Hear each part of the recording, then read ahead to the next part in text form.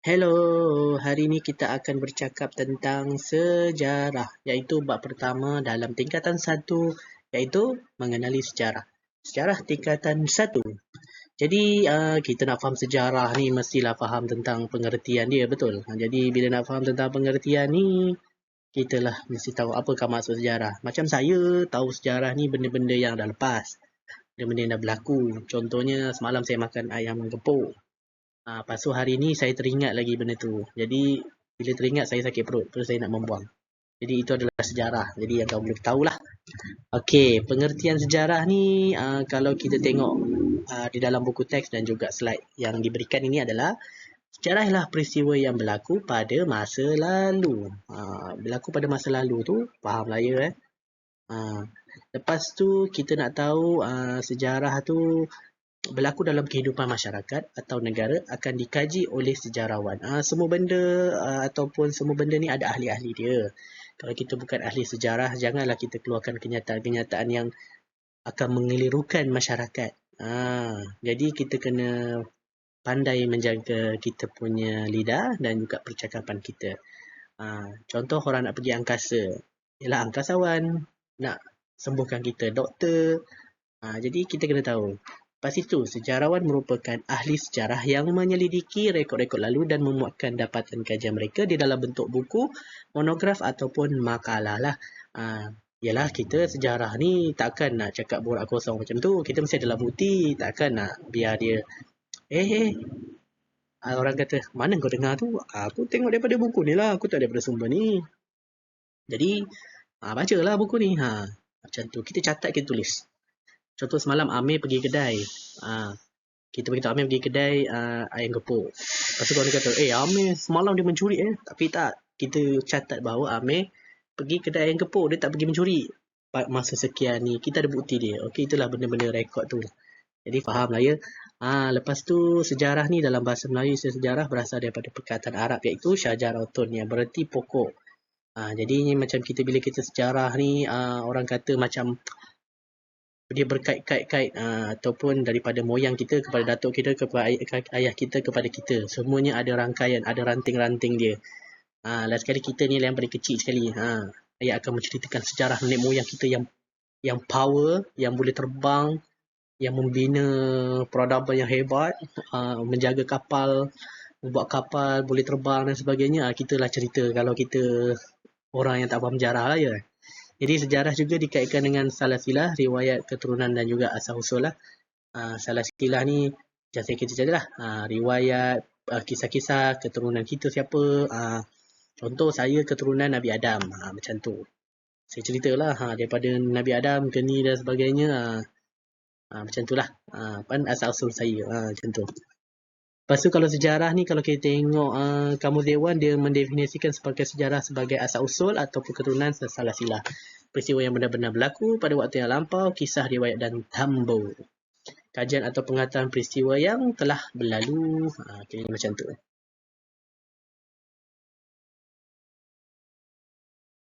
Jadi dalam bahasa Inggeris disebut sebagai history ataupun sejarah yang berarti cerita tentang seseorang.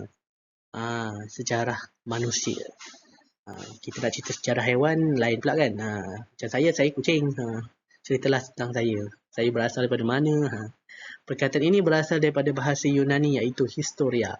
Di histori tu berasal daripada bahasa Yunani. Sebab Barat dengan Yunani tak dapat dipisahkan. Walaupun mereka dah berkembang maju dan sebagainya, Yunani tu tak dapat dipisahkan. Itulah asal-usul mereka yang mereka bangga-banggakan. Macam kita sejarah Melayu kita, apa yang kita dibanggakan? Melaka. Melaka lah kita cerita. Di mana asal-usul perkataan Melayu tu kita ceritakan. Okey, seterusnya pengertian sejarah mengikut pandangan sejarawan. Okey, kalau Herodotus ni dia cakap, sejarawan yang mula menggunakan perkataan sejarah atau historia ni bermaksud penyelidikan atau penyiasatan terhadap peristiwa silam maupun sezaman. Karyanya yang terkenal iaitu historis atau sejarah Perang Parsi, The Persian War. Karya ini ditulis berdasarkan kajian terhadap peristiwa yang benar-benar berlaku. Dan kita dongeng. Sejarah ni tak boleh cerita dongeng. Itu bukan sejarah, tu jadi cerita lain. Dia harus faham. Jadi penceritaan tentang tindakan manusia yang penting dan mengagumkan serta sebab berlakunya sesuatu peristiwa. Kalau orang dulu nak cerita ataupun nak catat sejarah ni, tak adalah catat benda-benda yang tak penting. Contoh semalam saya membuang ataupun semalam saya pergi jalan-jalan dengan mak saya. Tak adanya orang nak tulis tu. Contohnya orang tulis cerita saya berperang dengan seseorang. Saya naik motor, saya melanggar ni, saya terbang dan sebagainya yang mengagumkan, yang merubah sesuatu perkara. Contoh sejarah kelahiran Nabi Muhammad. Sejarah itulah yang orang kata apa? Nabi berhijrah. Dia merubah dan perkara itu masih kita dapat rasakan sampai sekarang, iaitu Islam berkembang sampai ke kita sekarang ni. Kalau setakat cerita kamu jalan-jalan dating dengan awek tu, tak payahlah nak cerita dalam buku sejarah lah ya. Simpanlah kamu sendiri. Lepas tu ada pula ihshkar. Sejarah merupakan tindak balas pembaca terhadap penulisan sejarah, iaitu fakta-fakta yang ditulis oleh sejarawan. Maksudnya saya pernah baca buku ni kat zaman universiti dulu. Dia mengatakan tentang bagaimana kita berargumentasi dengan fakta-fakta sejarah tu untuk memastikan sejarah itu betul ke, salah ke, macam mana. Karya yang terkenal itu What is History. Kita perlu baca lah kan. Sebab kita kalau nak apa-apa pun kita perlu panduan. Macam kita manusia ni, panduan kita adanya Al-Quran, adanya kitab-kitab agama masing-masing, kita ada panduan. Sebab agama semua ajar benda-benda yang baik. Sejarah pun walaupun ada yang baik, tapi kebanyakannya banyak yang pahit. Jadi harus telan sama-sama. Jadi suatu proses interaksi berterusan antara ahli sejarah dan fakta-faktanya, sesuatu dialog yang tidak berkesudahan antara masa kini dengan masa lampau. Seterusnya kita tengok pula pada tokoh iaitu Ibn Khaldun, iaitu bapa sosiologi. Jadi karyanya yang terkenal iaitu Muqaddimah. Jadi saya sarankan untuk baca lah ya, pada siapa yang pernah belum baca lagi. Jadi kalau kita tengoklah pada benda ni, Muqaddimah ni mengandungi 6 bab, menceritakan dan mengupas perihal kehidupan manusia bermula daripada zaman primitif sampailah kehidupan di bandar-bandar. Dan sejarah juga membicarakan perkara tentang masyarakat manusia, peradaban dunia dan juga perubahan-perubahan yang berlaku pada sifat-sifat masyarakat itu. Bagaimanakah masyarakat itu, bandarnya sudah semestinya bagus, tinggi, menggunung dan sebagainya. Tapi manusia yang dilahirkan tu, adakah dia bersifat insaniah, akhlak yang baik ataupun akhlak yang buruk? Dan kita dapat lihatlah kitaran-kitaran dalam teori Ibn Khaldun. Kalau tak betul, runtuh jugalah dia punya tamadun tu. Seterusnya kita dapat lihat, ini adalah tokoh sejarawan Malaysia yang sangat terkenal. Idola saya lah ni. Nama dia Profesor Dato' Dr. Khoo Keng Hiim. Antara sejarawan tempatan yang tersohor sangat. Dia kata sejarah ni merujuk kepada apa-apa yang pernah atau sudah berlaku. Dan sejarah ni mendorong kita lebih memahami apa yang berlaku pada masa kini, di samping menjamin kesilapan yang sama tidak berulang. Sejarah itu ibu kepada semua bidang lah. Sebab apa-apa pun nak cerita apa-apa, mula daripada sejarah. Nak mula cerita matematik, belajar sejarah-sejarah matematik dan sebagainya. Sebab sejarah ni memerlukan pemerhatian. Dan macam mana kita menafsir sejarah tu. Okey, faham? Kita seterusnya. Ini pun salah satulah tokoh sejarawan yang pakar tentang bidang dia pensejarahan, iaitu Profesor Muhammad Yusof Ibrahim. Sejarawan tempatan yang mengkaji tentang ilmu dan disiplin sejarah. Sejarah ni pun ada disiplin. Kalau kita nak masak pun ada disiplin dia. Tak boleh terus nak masak ni, tak boleh terus kita campak terus bahan. Kita kena basuh dulu dan sebagainya. Ada pantang larang, ada peraturan dia. Jadi antara karya beliau yang terkenal adalah Sejarawan dan Pensejarahan Melayu Tradisi dan Transformasi. Ini saya dah baca dah. Dan kalau siapa yang betul-betul nak memahami itu, bolehlah baca. Sejarah ialah masa lalu itu sendiri. Bila cerita tentang sejarah ni, memang masa lalu itulah. Sejarah juga merupakan catatan ataupun rekod tentang sesuatu peristiwa yang berlaku pada suatu masa yang lalu. Jadi itulah yang berlaku. Baiklah. Seterusnya kita nak tengok pula masa silam dan ruang dalam sejarah. Sebab kita tahu sejarah tu adalah masa silam itu sendiri kan. Baiklah, kita dapat lihatlah bagaimana masa silam dan ruang sejarah. Ruang dalam sejarah. Masa silam merupakan rentetan peristiwa yang telah berlaku. Masa silam dikaji berdasarkan urutan masa yang dinamakan sebagai kronologi. Kronologi tu macam A, B, C, D sampailah Z. Kalau tak ada, takkannya kita melompat daripada A terus pergi Z. Kita mesti ada A, B, C, D. Kalau tak ada, hilanglah sejarah tu. Mungkin dia akan terputus-putus dan maklumat ataupun pemahaman kita tentang sejarah tu tak ada. Contoh, kita tahu tentang Hang Tuah saja. Kalau dia potong hilangkan sejarah tentang 5 bersaudara, kita tak tahu ada Hang Jebat, kita tak tahu ada Hang Lekir dan sebagainya. Macam itulah. Kita dia. Masa silam ni dikaji berdasarkan urutan masa yang dinamakan sebagai kronologi. Kronologi juga merujuk kepada rentetan peristiwa yang berlaku secara teratur mengikut urutan masa dari awal hingga terakhir dan bergerak mengikut satu garisan yang lurus. Sejarah tu tak ada bengkok-bengkok. Mungkin tafsiran berbeza-beza tapi dia lurus saja. Kalau maklumatnya betul. Kalau salah, salah lah kita punya sejarah tu. Baiklah, seterusnya masa silam dan ruang dalam sejarah. Jadi ruang masa ni kita boleh bahagikan lah sebagai kepada dekad 10 tahun, abad 100 tahun dan alaf 1000 tahun. Jadi ini adalah basic ataupun perkara yang asas kita perlu tahu. Dekad 10 tahun, abad 100 tahun. Alaf itu 1000 tahun. Jadi sejarah ni ada masa-masa dia. Daripada kita tengok sejarah tu kan. Sejarah tu ada daripada zaman Melaka 1400 tu sampailah ke sekarang 2006. 2026. 2026 sekarang. Daripada dulu ada Istana Melaka, sekarang dah ada TRX, Menara 118, ada Galaxy. Jadi macam itulah berapa ribu tahun makan masa tu kan dan sebagainya. Seterusnya kita dapat lihatlah konsep masa juga boleh diukur mengikut zaman seperti sebelum Masihi dan juga Masihi. Sebelum Masihi tu maksudnya sebelum kelahiran Nabi Isa ataupun Jesus dan juga Masihi. Selepas kelahiran dia kita panggil sebagai Masihi. Okey. Kita tengok pula lah masa silam dan ruang dalam sejarah. Ruang dalam sejarah ni yang luas mendorong sejarah membahagikan penulisan kepada beberapa tema seperti politik, ekonomi dan sosial. Macam kita nak tengok cerita lah. Ada cerita tu kita suka tengok cerita gaduh-gaduh. Ada kita cerita suka perang-perang. Ada tengok cerita cinta-cinta.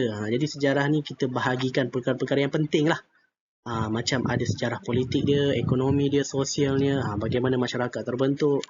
Hal ini memudahkan sejarah melakukan penyelidikan sebelum membuat penulisan sejarah. Sebab sejarah ni ada tema dia tak boleh suka hati. Kalau kita tulis suka hati, nanti orang tak nak baca. Sebab macam saya suka sejarah politik. Ada sejarah perang-perang, ada sejarah tumbuk-menumbuk dan sebagainya, tembak-tembak. Saya suka macam tu. Ada ganas-ganas sikit. Jadi dalam konteks sejarah Malaysia, ruang masa dibagi kepada beberapa contoh. Contohnya era Kesultanan Melayu, kemudian kuasa luar dan mulalah kemerdekaan negara kita. Kemerdekaan negara kita Malaysia. Okey, jangan lupa. Okey, itu saja. Baiklah, sumber sejarah. Sumber sejarah ni penting tau. Kalau tak ada sumber, macam mana kamu nak tulis sejarah tu? Kamu ingat boleh ada kat muka kamu sejarah tu, ada ada gambar muka orang tu, ada tulisan orang, tak ada. Semuanya mula daripada sumber-sumber. Macam kamu lah, kamu ada tinggalkan jejak-jejak kamu lah, tak kisahlah cap jari kamu ke, kamu menulis buku cinta-cinta ke, diary kamu ke, semua ada jejak sejarah dia. Gambar yang kamu ambil ke, itu jejak sejarah lah, sumber sejarah. Okey, sumber sejarah pertama, kita boleh lihatlah. Ada dua, sumber primer dan juga sumber sekunder. Nanti kita lihat apa lagi lebih mendalam. Inilah sumber yang paling penting sekali dalam kita belajar sejarah, iaitu sumber primer. Ini sumber ni, kalau zaman saya belajar dulu, kalau pensyarah tengok kita tak ada sumber primer ni, dia tak pandang kita punya kajian sejarah kita, dia pandang serong je. Macam nak buang je kita punya thesis tu kan. Jadi kena ada benda ni. Asyik nak baca buku je, tak ada benda-benda lain. Jadi kita kena jejak lah benda-benda ni kan. Jadi sumber primer ni dia diolah ataupun sebelum sumber ni belum diolah lagi. Dia belum diolah lagi, belum dijadikan buku apa-apa lagi, jurnal ke surat khabar ke, belum lagi. Dia bersifat asli, original. Macam kamu tulis diary, tulis apa, kertas-kertas kan. Kamu tulis, semalam saya tengok berlaku kes letupan di kampung saya pada pukul sekian-sekian. Kamu tulis kat satu kertas. Tu dah jadi sumber primer lah tu. Dan belum ditafsirkan. Sejarah ni perlu ditafsir lah sumber-sumber tu. Sebab ada orang bacaan dia mungkin berbeza. Sebab contohlah, saya baca tulisan zaman dulu Jawi, saya ni tak pakar sangat. Bila saya baca, pandang-pandang sikit-sikit je lah. Tak faham sangat kan. Ada maksud berkias dan sebagainya kan. Kita tahu.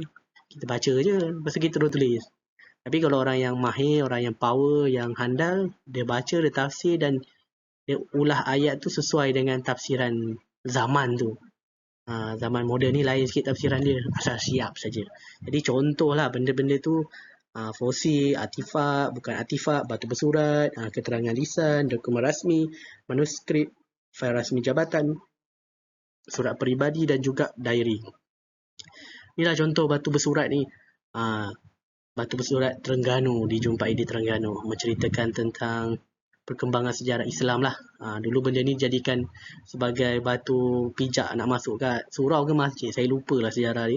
Tapi macam tu lah ditemui orang kaji dan sebagainya. Jadi itu saja. Kita tengok seterusnya slide ya. Assalamualaikum. Seterusnya kita akan pergi ke sumber sekunder. Jadi sumber sekunder ni kita boleh katakan sebagai bahan yang telah diolah. Diolah dan diterbitkan bahan dan tersebar kepada umum. Contohnya macam buku, akhbar, majalah, jurnal, ensiklopedia dan juga risalah lah. Contohnya akhbar ni, contohlah 31 Ogos 1957, Tunku Abdul Rahman dia buat yang orang kata apa, mengisytiharkan kemerdekaan 7 kali merdeka. Pada besoknya tu terpampang lah, ataupun hari tersebut terpampang satu akhbar yang menyatakan Malaysia merdeka ataupun Tanah Melayu merdeka 31 Ogos 1957. Jadi daripada situ kita mulakanlah. Sebenarnya sumber sekunder ni bukan watak utama yang tulislah orang luar, sejarawan ataupun orang-orang yang ada kaitan dengan kejadian tersebut lah. Kiranya macam tu. Okey, seterusnya kita dapat lihat. Okey, kalau artifak, kita cerita pasal artifak ni lah. Artifak ni merupakan peralatan ciptaan manusia yang digunakan untuk perburuan, pertanian dan perdagangan. Jadi selalunya peralatan logam ni dibuat daripada batu, kaca dan juga logam. Ni contoh loceng gangsa. Loceng gangsa saya panggil sebagai gendang ataupun loceng dongson. Dongson satu culture ataupun satu kebudayaan di Vietnam lah. Dia menghasilkan ni daripada gangsa. Seterusnya penemuan artifak loceng gangsa di kampung Pencu, Muar dan sebagainya. Ada wujudnya lah hubungan perdagangan dengan kerajaan. Sebab daripada barang-barangan inilah kita tahu, barangan ni daripada negara sana, negeri ni, kerajaan sana, kerajaan sini. Macam mana barang yang daripada Amerika tu ataupun daripada China tu boleh dekat sini, ada di Tanah Melayu ataupun di Malaysia. Sebab dulu orang daripada sana datang sini melakukan tukar beli dan sebagainya. Loceng ini dihasilkan sekitar 150 tahun Masihi, iaitu bersama dengan perluasan kuasa kerajaan Funan. Salah satu contoh artifak yang lain adalah gendang dongson. Gendang dongson tu kalau saya pernah baca buku tentang daripada Prof. Adnan Juso, dia kata satu gendang tu bersamaan dengan berapa belas ekor gajah lah. Satu gendang tu je. Mahal tak mahal. So kiranya macam tu. Okay. Seterusnya kita lihat pada bukan artifak. Jadi bukan artifak ni merupakan data arkeologi berkaitan dengan budaya manusia yang terdapat di bawah tanah dan di atas permukaan tanah seperti dinding gua, dinding kota dan struktur binaan. Penemuan di Candi Lembah Bujang dan sebagainya ada pengaruh Hindu dan Buddha lah. Dan hubungan perdagangan antara India dan Kepulauan Melayu dan sebagainya. Kita dapat lihat lah Soalnya bukan artifak ni kita tak boleh bawa balik dia, tak boleh dipindahkan, ataupun benda tu bersifat kekal ataupun fizikal lah. Contohnya macam gunung ledang, ataupun gunung ni, ataupun piramid dan sebagainya. Kita bukan panggil sebagai artifak piramid, kita panggil sebagai piramid. Dia bukan artifak, dia satu monumen ataupun bangunan ataupun satu benda yang kita macam susah lah nak bawa benda tu. So, faham Seterusnya kita tengok encyclopedia. Itu satu daripada sumber sekunder lah. Bahan yang terkandung dalam encyclopedia ini berdasarkan fakta dan sumber sejarah yang sahih. Ini dia mencatat lah benda-benda berkaitan tentang sejarah awal, sejarah moden, arkitektur, laut dan tumbuh-tumbuhan lah. Jadi ini adalah benda yang detail lah, macam kita baca. Siapa pernah sini baca kamus kan? Kamus selalunya bergambar, bertulis-tulisan kan? Tapi encyclopedia ni selalunya dia ada gambar, ada data. Contohnya ada gambar kapal. Kapal tu daripada mana, besar dia berapa, lepas tu siapa yang buat. Kiranya macam tu. Semua ada dalam encyclopedia ni. So sangat detail. Siapa yang nak beli. Sila recommend saya. Okey. Kita mulakan dengan penyelidikan dalam sejarah. Penyelidikan dalam sejarah ni kita dapat lihat dia ada kaedah bertulis, kaedah lisan dan juga kaedah arkeologi. Kalau kaedah bertulis ni, kita boleh lihatlah dalam slide seterusnya. Okey, jom kita saksikan. Jadi kaedah bertulis ni adalah kajian terhadap suatu peristiwa daripada maklumat pada sumber yang dilihat atau ditulis. Orang dahulu selalunya nak menyampaikan sesuatu, selalunya dia lukis ataupun dia pahat ataupun dia chop. Boleh juga. Sebab contoh nak menyatakan bahawa satu kejadian sejarah berlaku, satu kelompok masyarakat jumpa haiwan ni, takkan dia nak cakap je, dia suruh lukis haiwan tu dan sebagainya. Dia pergi berlayar ke, dia pergi tangkap ikan ke, dia tulis ataupun dia pahat. Di Asia Tenggara, tulisan tertua dikesan di dinding gua, dipahat pada batu, ditulis pada kulit kayu, gading dan juga daun lontar. Kaedah bertulis juga boleh dilihat pada catatan harian seorang, fail kerajaan dan juga catatan pengembaraan. Selalunya benda kaedah bertulis lah paling common atau paling biasa lah kita nak kenal pasti cara untuk kita mendapat maklumat sejarah tu. Seterusnya, proses kaedah bertulis ni mengenal pasti sumber bagi suatu peristiwa, tokoh ataupun institusi lah. Mendapat dan mengesahkan sumber bertulis tersebut, mengumpul dan menyimpan sumber yang diperlukan menggunakan peralatan yang sesuai, penggunaan teknologi, maklumat dan komunikasi ini sangat penting, dan juga menganalisis. Ada orang kata sejarah dan teknologi tu tak boleh dicampur adukkan. Tak, memang kena campur. Tanpa adanya teknologi ni, macam mana kita nak menggabungkan, orang kata sebagai memudahkan kita mencari data dia dari segi tarikh dia, dari segi warna dia, dari segi dia punya DNA dia dan sebagainya. So sangat penting. Sejarah dan teknologi saling bergandingan antara satu sama lain. Contoh kita nak cari tentang sejarah banjir, kita mesti gabungkan ilmu daripada sejarah dan juga ilmu geografi, dan juga sains dan juga macam-macam lah kita boleh tengok. Okey.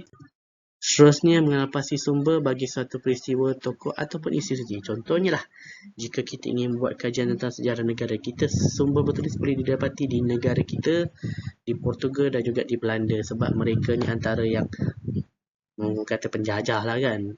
Datang sini bukan nak orang kata bersukaria jalan-jalan makan burger Ramly je, tapi diorang ni nak orang kata apa, menjajah, mengambil harta emas kita, mencuri rekod-rekod kita ataupun mengambil benda-benda yang berharga. Biasalah, bila orang luar ni nampak benda berharga dia boleh ambil, dia ambil. Siapa tak nak lepaskan peluang kan. Negara kita ni kan Suvarnadipa ataupun Golden Currency ataupun kita panggil semenanjung emas. So banyak harta. Jadi sumber bertulis ni juga terdapat dalam bahasa lain seperti Cina, Sanskrit dan juga Inggeris. Jadi saya harap siapa yang nak kaji sejarah tu, kalau ada peluang pergi luar negara, tolonglah carilah ya. Lepas tu berkongsilah kepada masyarakat kita. Supaya kita ni banyak, orang kata apa, banyak dia punya tafsiran, penulisan. Sebab sumber-sumber ni ada daripada pribumi, ada daripada orang barat, ada daripada pihak orientalis dan sebagainya. So, kita kena memperbanyakkan sumber supaya sejarah itu makin bertambah seronok. Seterusnya, mendapat dan mengesahkan sumber tersebut. Pendidik perlu ke tempat simpanan sumber seperti muzium, arkib ataupun perpustakaan. Inilah di negara kita, kalau nak cari benda-benda bersejarah ni, pergilah ke muzium negara, perpustakaan negara, arkib dan sebagainya. Di sinilah ada perkara-perkara yang wujudnya benda-benda yang bersejarah lah. Untuk kita buat kajian, kita kaji dan berkongsi pada masyarakat. Jangan simpan sorang-sorang. Okay, walaupun sejarah tu sifatnya pahit, tapi kita kena ceritakan supaya kita dapat belajar. Okey, seterusnya mengumpul dan menyimpan sumber yang diperoleh. Bahan ataupun sumber ni, rujukan yang telah didapati harus dikumpulkan di suatu tempat lah. Tak boleh letak di rumah kamu je. Tak boleh letak di belakang rumah saya, di rumah jiran. Mesti diletakkan di satu tempat supaya mudah kita akses ataupun mudah untuk kita dapatkan sumber tu. Sebab bukan semua orang berkesempatan untuk nak mencari sumber-sumber tu, makan kos. Kalau kita tempatkan satu tempat, memang seronok. Dia macam kita buat food festival kan, makanan yang sedap-sedap kan, kita kumpulkan. Tapi pastikan yang murah lah, jangan yang mahal. Mahal susah. Itu susah nak beli. Okay, sumber hendaklah dicatat dan disimpan bagi memudahkan pendidik membuat rujukan semula kelak. Okay, bagus. Seterusnya, menggunakan peralatan yang sesuai. Ini saya katalah penggunaan teknologi dan sebagainya, penggunaan komputer dan sebagainya. Sebab kita zaman moden tak ada yang nak tulis tangan dah. Kita bertype saja. Tulis tangan tu kalau betul-betul perlu dan sebagainya lah. Untuk menyimpan ni semua. Tak ada je kita nak simpan rekod-rekod bertulis ni kat library kita, kat kita punya ni. Kita simpan dalam file folder kita. Kita simpan, kita jaga elok, jangan hilang. Okay. Salah satu contoh yang terbaiknya ada di arkib negara. Menganalisis, keupayaan menganalisis dan memberikan perspektif baru terhadap suatu peristiwa sejarah sangatlah penting. Dapatan seorang sejarawan perlu disebarkan bagi memperkukuhkan teori pemahaman dan penghayatan terhadap suatu peristiwa. Bila kita cerita sejarah ni, kalau boleh lah, kalau kita dapat, kita bercerita sejarah kan, bercerita dongeng dan sebagainya, pastikan ada sumber, pastikan daripada mana kita dapat dan kita share kepada masyarakat. Contohnya dia kata Melayu boleh terbang, ataupun saya punya keturunan ni daripada Nabi Ibrahim dan sebagainya. Tunjuk salah silah tu, tunjuk dapatan tu, yang dia ni merupakan pahlawan daripada sekian-sekian. Kena ada sumbernya, tak boleh je cakap je. Kita sekarang zaman yang memerlukan bukti, tak boleh sembang kosong ataupun celoteh angin. Okey, ataupun dalam dia kata berkekek-kekek okey. Okey, daun lontar. Daun lontar ni selalunya masyarakat tradisional gunalah untuk tulis. Sebab dulu bukan semuanya ada kertas. Kertas ni kira zaman moden. China. Lepas tu tersebarlah ke Arab, Islam, lepas tu ke Eropah dan sebagainya. Jadi mudahlah kita tulis. Kita sekarang nak cari kertas ni senang je. Pergi kedai buku, pergi kedai photostat, kedai RM2, dah jumpa dah kertas kita boleh tulis. Dulu susah. Mana ada kedai Speakmart, mana ada kedai ni. So gunakanlah alam. Alam lah yang menunjukkan segalanya. Jadi sumber catatan ini boleh membantu kita mengetahui sejarah masa lalu dalam pelbagai bidang seperti kebudayaan, keagamaan dan juga perubatan. Ni batu bersurat lah saya cerita tadi. Kaedah bertulis juga membantu kita untuk menyelidiki sejarah negara. Misalnya, melalui pendidikan terhadap prasasti dan batu bersurat. Batu bersurat bertarikh 702 Hijrah bersamaan 1303 Masih menceritakan perihal hukum Islam. Hal ini menjadi bukti bahawa agama Islam sudah bertapak di negara kita lebih awal daripada tarikh ini. Ada orang kata orang di tanah Melayu ni Islam selepas kedatangan orang kata Syarif daripada Arab sana datang jumpa Sultan Melaka, lepas tu Islam lah semua semenanjung ataupun alam Melayu ni tak. Tapi sebenarnya Islam ni mesti datang awal sebab Nabi Muhammad pun wujud zaman 700 Masihi dan sebagainya kan. Mesti daripada tahun 600 sampailah ke 1400 tu. Takkanlah Islam tak berdagang, takkanlah orang tak berdagang kan. Jadi ini antara yang terawal lah kita ada. Seterusnya kaedah lisan. Kaedah lisan ni merupakan proses mendapatkan maklumat melalui temu bual lah. Kita boleh temu bual tokoh ataupun kenalan-kenalan sebagai sumber lah. Orang sumber biasanya daripada mereka yang memberikan maklumat melalui pemerhatian dan pengalaman sendiri. Bila kita menghargai orang sumber, berarti kita menghargai sejarah lisan negara kita. Sebab berdasarkan kepada pengalaman saya dan juga kita lihat kepada ni, orang-orang kita ni kebanyakannya malas nak tulis dia punya catatan tu. Ada yang tulis, tapi kebanyakan sikit je. So diorang ni kebanyakan melalui mulut lah, daripada mulut ke mulut. Aku ni keteruk keluarga diraja ni, aku ni sini dan sebagainya. Dulu ada seorang pakcik tu, dia merupakan seorang ulama yang terkenal dan sebagainya. Dia kena daripada situlah. Tapi sumber ni, lisan ni kadang-kadang boleh dipercayai dan juga boleh tak dipercayai lah. Kita kena banyakkan interview ataupun kaedah temu bual perlu banyak daripada orang ni. Contoh, kita temu bual Pakcik Samad. Pakcik Samad ada kawan dia Pakcik Ali. Kita tanya Pakcik Samad, Pakcik Ali, betul tak Pakcik Samad ni dulu dia berjuang melawan Jepun? Pakcik Ali kata, mana ada. Dulu dia kena tahan adalah, ataupun dia duduk kedai kopi adalah, mana ada dia berlawan. Kita macam tu. Segera kena dapatkan sumber-sumber tu, kena pastikan selari lah. Kita tanya sana, tanya sini, penat sikit lah. Dan kita perlu analisis data tu betul-betul. Okey, seterusnya 3 tahap dalam kaedah lisan. Tahap pertama persediaan, tahap kedua rakaman temu bual dan memproses rakaman. Ini sangat penting lah. Kita jangan dengar seronok je dengar kan, sampai makan kuih, makan roti, makan biskut. Dengar orang tu bercakap. Ya, orang tu kalau bercakap seronok. Siapa yang tak seronok dengar orang berborak-borak kan, bercerita-cerita dia zaman muda dan sebagainya. Dia meracun tentera Jepun, dia ni sebagainya, dadu.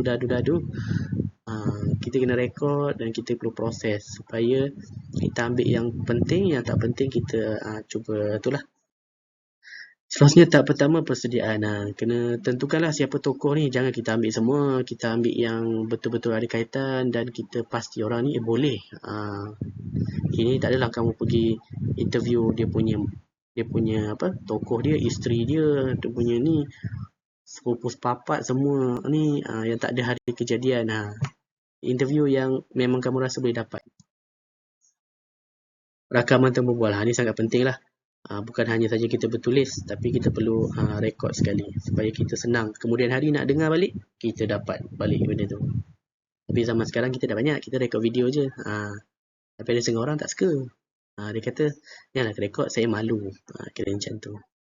Tahap ketiga, memproses rakaman. Kita buat suntingan, menilai fakta dengan sumber bertulis. Contohnya kita dah dengar pakcik tu kan, dia borak-borak. Dulu saya time saya jadi chef kat camp Jepun, saya racun semua askar-askar Jepun tu. Dan sebagainya. Saya tembak askar-askar Jepun tu. Dia tembak kan. Padahal bila tengok balik rekod, rupanya dia bukan tembak pun, dia racun je. Kira macam tu lah. Saja nak cerita, orang kata lebih-lebih kan. Baru seronok ceritanya, baru ada action. Soalnya kaedah arkeologi lah. Merupakan kaedah yang digunakan secara saintifik mencari maklumat sejarah daripada bahan tinggalan sejarah. Antara bahan tinggalan sejarah ni ditemukan melalui kaedah cari gali, ekskavasi, fosil dan tembikar dan sebagainya lah. Sebab orang kata zaman-zaman ni kan macam bukan semua orang bertulis, bukan semua orang ni kita berdasarkan dia punya bahan tu lah, rangka dia dan sebagainya, kita buat ujian dan sebagainya. Contohnya zaman-zaman lampau yang sebelum ada tulisan, macam mana kita nak tahu dia ni macam mana sejarahnya dan sebagainya. Jadi dengan dia punya rangka dia, daripada kajian bahagian perut dia, pemakanan dia ni sador ke, dia ni askar ke, pemburu ke. Contohnya kalau ada kajian kat Inggeris tu, kalau dia dapat tentukan orang ni seorang pemanah ataupun orang biasa, dia tengok pada tulang belakang dia. Kalau tulang belakang dia ada macam lebar ataupun berotot, so maksudnya dia ni pemanah lah, pemanah yang handal. Okey, kaedah arkeologi ni sebagai warga Malaysia yang cintakan negara harus menjagalah, memelihara, sebab benda-benda bersejarah ni selalunya ia terjadi hanya sekali saja. Tetapi dia mungkin berulang tapi dalam bentuk yang lain lah. Tokoh-tokohnya yang lain dan sebagainya, ataupun tak dapat dinikmati lah. Macam yang kalau benda tu terhasil secara semula jadi ataupun nature, jadi sangat sukar untuk benda tu berulang lagi. Macam ni ada tapak arkeologi gua-gua dan sebagainya kan. Tak ada dah lagi masa depan gua-gua macam ni kan. Jadi kena ingatlah beberapa pertubuhan bangsa-bangsa bersatu, UNESCO dan sebagainya. Ini dia menjaga. Ni aktiviti cari gali lah. Ni kalau dulu zaman universiti kat Usia benar lah ni. Buat ni ikut Dr. Yunus kan. Buat grid, menandakan kawasan. Masa kita ambil, buat ni kena berhati-hati. Kalau tak berhati-hati habis. Rosak lah benda tu. Kita ni nak handle ataupun mengendalikan bukti-bukti sejarah ni perlu berhati-hati. Sebab sifat ni rapuh. Dah berapa ribu tahun dah kan dekat dalam tanah tu. Salah sikit kamu pijak, hancur. Terus tak boleh guna dah. Okey, seterusnya kerja makmal di arkeologi lah. Ni pengunggahan, pengisian, bahan-bahan ni banyaklah perlu dikaji kan. Bukan senang. Semua ada kepakaran. Sejarah, sains dan juga teknologi tidak boleh dipisahkan. Saling berkaitan. Kerja-kerja ni, artifak ni banyak lah kita tengok. Ada arkeologi bawah air, contohnya kapal-kapal yang karam ataupun orang yang mati kat laut dan sebagainya. Kita boleh kaji lah benda tu. Kita boleh dapatkan artifak dan sebagainya. Tapi perlu selam lah. Okay. Tapi nak selam tu pastikan kelengkapan cukup. Jangan menyelam nanti tenggelam, lemas, mati. Jadi pastikan selamat. Seterusnya ni arkeologi bawah air ni lah. Banyak betul dia kaji kan. Kalau berminat bolehlah, siapa tu kan. Saya kucing, saya tak reti berenang. Jadi kalau kamu reti, kamu join kali ni. Arkeologi bawah air. Contohnya yang usahakan ialah Universiti Malaysia Sabah. Berperanan terhadap pembangunan bidang arkeologi di bawah air. Okey. Ini merupakan gambaran-gambaran lah macam mana mereka melaksanakan arkeologi di bawah air. Kita boleh lihat. Semuanya perlu berhati-hati dan mengikut prosedur yang betul. Semua benda kena ada prosedur. Kalau tak ada prosedur, habislah. Okey, tafsiran dalam sejarah. Tafsiran dalam sejarah ni berarti menerangkan atau mengulas suatu fakta sejarah berdasarkan sumber-sumber yang berkaitan dengannya. Tafsiran sejarah ni kalau kita tengoklah peristiwa sejarah yang sama mungkin berbeza antara sejarawan, perbezaan wujud disebabkan pemilihan sumber yang berbagai, perbezaan pandangan, perbezaan ideologi, tujuan penulisan. Sebab macam saya kata, orang yang tulis sejarah Malaysia ni banyak. Tapi dia mengkaji dari segi sektor apa, daripada apa. Dia ni nak mengkaji politik ke, dan kaji ekonomi ke dan sebagainya. Mungkin waktu dia buat kajian tu dia interview orang yang berbeza ataupun dia orang kata sumber dia pun berbeza. So mendapatkan perspektif-perspektif yang berbeza. Saya tak kisah benda ni. Yang penting kita ada sumber. Kalau nak cerita sejarah ni pastikan dia ada sumber. Mana rujukan? Tak boleh kosong-kosong. Kalau kosong-kosong bukan sejarah, bukan tafsiran sejarah. Okey, kepentingan tafsiran sejarah. Menggalakkan kita menggunakan pelbagai sumber dalam penulisan dan menghasilkan kajian yang mempunyai bukti yang kukuh. Kalau bukti kukuh ni bagus. Supaya kita boleh menidakkan, boleh elakkan kebatilan ataupun mengelakkan perkara-perkara yang tidak diinginkan. Apa-apa pun mesti ada kebenaran. Tidak ada kejanggalan, kedongengan dan sebagainya. Kita perlu berfikiran kritis, terbuka, terima pandangan orang lain. Yang penting dia ada sumber. Okey, jangan kita cakap seronok je. Aku dapat ni daripada alam gaib. Aku dapat sumber ni daripada jin. Tak boleh lah. Sumber-sumber tu kita kena saintifik lah kan. Kalau kita main guna alam lain, susahlah pula kita nak tafsirkan ya. Okey, contohnya lah bagaimana kita mentafsir peristiwa penentangan Haji Ma'asan bin Munas atau dikenali sebagai Tok Janggut di Pasir Putih, Kelantan. Pengkaji tempatan melihat faktor kebangkitan beliau disebabkan oleh penentangan peraturan cukai tanah dan hasil hutan yang diperkenalkan oleh pihak British dan membebankan orang ramailah. Bagi pengkaji bahawa kebangkitan dia sebagai pemberontak.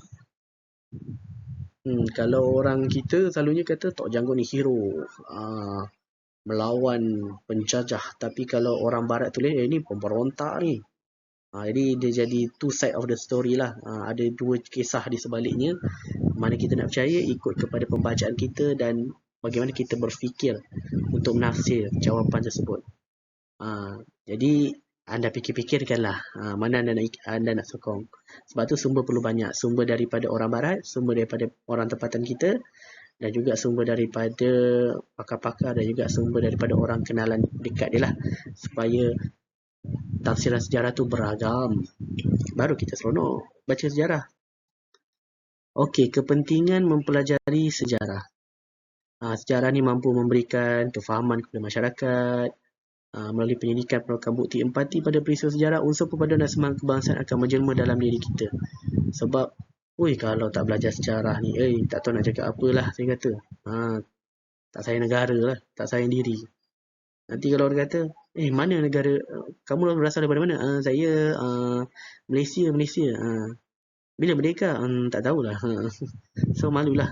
Sebab bila kita cintakan negara kita, kita perlu tahu sejarah kita. Bila kita tahu sejarah kita, kita bersedia mengorbankan macam mana nenek moyang kita tu bersungguh-sungguh.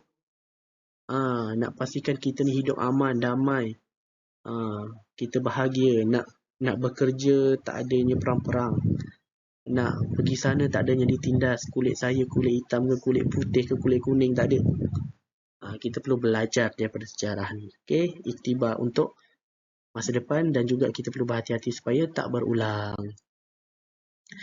Okey, mengenal asal-usul, mengambil iktibar, memupuk patriotisme, mengukuhkan perpaduan, membangunkan negara dan bangsa, mengaplikasikan kemahiran pemikiran sejarah. Sejarah ni, kalau kita belajar, kita dapatlah semua benda ini. Tak rugi pun kita belajar sejarah. Sebab sejarah ni merupakan orang kata sebagai cahaya panduan lah untuk kita. Sebab dalam semua benda kebanyakannya ada sejarah. Al-Quran ada sejarahnya. Macam mana kita dilahirkan ada sejarahnya. Macam mana kita diberikan pendidikan yang elok ada sejarahnya. Macam mana kita jadi manusia yang hebat ada sejarahnya. Semuanya ada sejarahnya. Walaupun dia benda yang lepas, tapi dia sangat bermakna. Okay? Kita hayati bersama dan insya-Allah kita boleh berjaya. Seterusnya mengenai asal-usul. Asal-usul kita lah daripada mana? Contohnya saya ni kucing. Mungkin saya punya nenek moyang dulu tu harimau. Ataupun singa. Singa lah kan. Ataupun orang kata saya ni daripada India. India mesti di tanah India sana dan sebagainya. Tapi daripada China, daripada sini. Tapi saya tak kisah. Bila kita dah sampai kat Malaysia ni, kita perlu bersatu hati, kita perlu berkeluarga supaya kita ni hidup aman dan damai. Kamu tengoklah negara-negara mana yang lebih aman lagi daripada Malaysia. Malaysia lah paling aman damai. Kita perlu bersyukur. Sebab orang kata dalam Quran, Tuhan ciptakan manusia ni berjenis-jenis berkaum-kaum ni untuk saling kenal antara satu sama lain. Jadi kita berkenalan lah ya. Jangan gaduh-gaduh. Kalau gaduh-gaduh, sama-samalah cepat baik, minta maaf. Lepas tu mengambil iktibar. Banyaklah peristiwa darurat dan sebagainya. Kalau kita tahu benda tu boleh jadi, kita elak. Contoh dulu, peristiwa pergaduhan kaum dulu kan. Kalau kita tahu sejarahnya, tak adalah kita ambil bahagian dalam perkara-perkara ataupun gerakan-gerakan yang boleh menyebabkan kita bergaduh lagi. Kita perlu bergantung pada diri kita supaya kita ini tidak ditindas. Kita perlu mencari kebenaran dan juga perlulah mengamalkan sikap rahmatul lil alamin. Kasih sayang tu untuk semualah.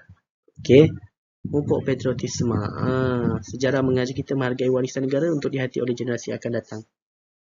Bagaimanakah kita punya pejuang-pejuang kita memerdekakan negara kita? Bagaimanakah mereka mengajar kita, memberikan kita didikan dari segi perjuangan mereka dalam menentang penjajah-penjajah yang telah orang kata merosak kita punya kebudayaan, nilai-nilai kita dan sebagainya. Kita perlu ambil iktibar. Hal ini dapat menyemai rasa cinta akan negara dan menaikkan semangat patriotik. Sebab kecintaan terhadap negara ini sangat penting. Kalau tak cinta negara, macam mana kamu ingin mempertahankannya? Dia adalah benteng terhadap perkara-perkara ataupun anasir luar yang cuba merosakkan negara kita, okey?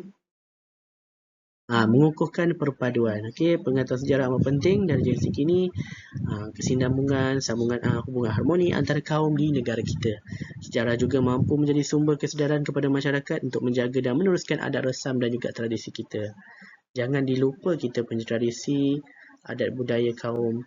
Tapi ingatlah perkara mana adat-adat kita, perkara-perkara yang elok kita ambil. Yang buruk tu kita cuba elak-elakkan lah ya. Sebab kita ini manusia yang sering ataupun selalu belajar dengan sejarah. Kita tidak mengulangi sifat-sifat ataupun perkara daripada nenek moyang kita yang kita rasa tidak elok. Sebab ini adalah generasi kita, ini adalah zaman kita, kita pun bersama-sama membangunkannya bersama. Membangunkan negara bangsa melalui sejarah, kita dapat mengekalkan kegemilangan dicapai oleh negara. Kita juga akan lebih memahami budaya dahulu dan budaya kini, dijadikan perbandingan membangunkan negara dan bangsa pada masa akan datang. Kita belajar daripada perkara-perkara ini supaya negara kita makin membangun. Mengaplikasikan melalui sejarah pemikiran akan menjadi lebih kritis. Sebab kita ni banyak baca, banyak tengok benda-benda yang orang kata apa, kalau aku tak ni buat ni mesti aku dapat ni. Kalau aku berjuang sungguh-sungguh mesti tak akan jadi benda ni. Kita mesti bersatu padu. Okey, itu saja daripada saya. Kelas kita tamatlah untuk sekarang. Kita akan jumpa lagi pada kelas yang lain, di waktu yang lain. Selamat malam dan kita jumpa lagi. Bye-bye.